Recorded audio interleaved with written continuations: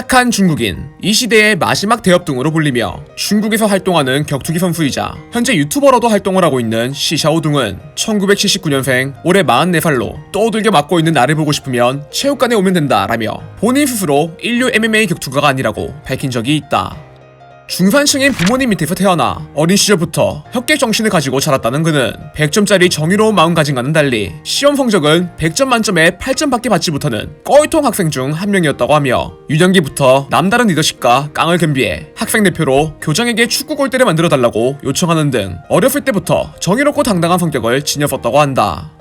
고등학생이 되어 체육학교로 입학하게 된 그는 우슈의 한 종목인 중국의 킥복싱 산타를 배우며 딱히 하는 일이 없던 탓에 훈련 외에는 지곡고등학교에서 기술을 배우다가 이때의 경험을 바탕으로 복싱과 MMA에 흥미가 생겨 졸업을 하고 체육학교의 코치로 활동을 하게 되었다고 한다.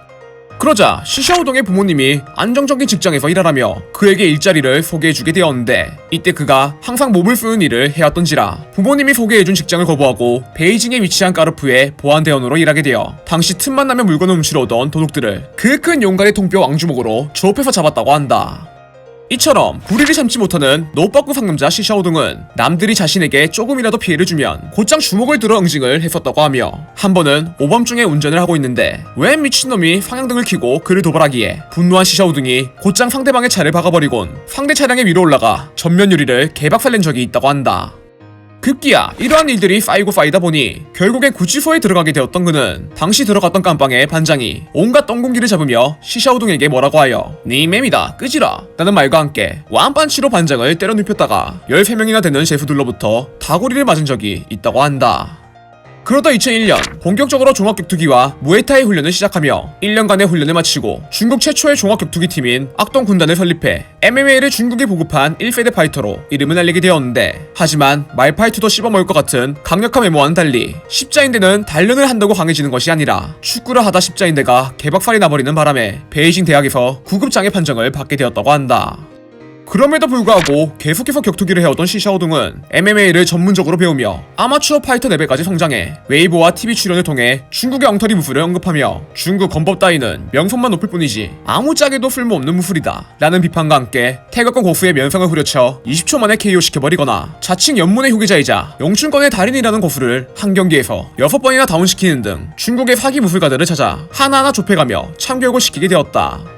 한편 중국의 배우인 조문탁이 한 무술 프로그램에 나와 모든 무술의 기원은 중국이다, 태권도는 중국의 처저우에서 비롯됐다 라며 허무맹랑한 주장을 내세운 적이 있는데 이때 대륙의 유일한 따거 시샤오동 행님이 조문탁은 정말 핑싱 같은 발언을 한 겁니다. 일개 중국 품새 무술 배우가 이런 말 할 자격이나 있습니까? 태권도는 한국 거예요. 올림픽 종목이기도 하고 바이두에도 태권도의 시초는 한국이라 써져 있어요. 당신은 그저 영화 배우일 뿐이에요. 신분을 잘 알아야죠. 너무 쪽팔립니다. 이건 중국인의 얼굴을 깎는 일입니다 라며 가슴이 웅장해지는 발언을 한 적이 있다. 그런데 이렇게 신랄하게 중국 무술의 실체를 까발리다 보니 어느 날 개인 SNS의 계정이 삭제되고 체육관이 강제로 폐쇄를 당하는 등 더 이상 그에 관한 정보를 인터넷에서 찾을 수 없게 되었고 결국 이런 탄압에 모국에서의 활동이 전부 중단되게 되자 나는 체육관 경영에서 손을 뗐으니 체육관 사람들에게 더 이상 피해를 주지 마라 라며 주변 사람들까지 건들지 마라는 호소를 하게 되었다고 한다. 사실 이 정도까지만 해도 따거 소리를 듣기에 충분하지만 과거부터 한국에 대해 좋은 평가를 했었던 그는 태극기 휘날리며 고지전과 같은 한국의 전쟁 영화나 택시 운전사, 변호인 등의 영화를 관람한 뒤 한국 영화는 무조건 무릎 꿇습니다. 여러분은 제가 역적이다, 매국노다라며 욕하지만 중국은 한국에 몇십 년 정도 뒤떨어져 있습니다. 경제, 군사, 정치, 문화 모든 것이 한국이 몇 단계나 앞섭니다 라며 국뽕 터지는 이야기를 직접 본인의 유튜브를 통해 언급했었고 기생충의 오스카에서 상을 휩쓸었을 당시에는 축하한다는 영상을 업로드하기도 했다.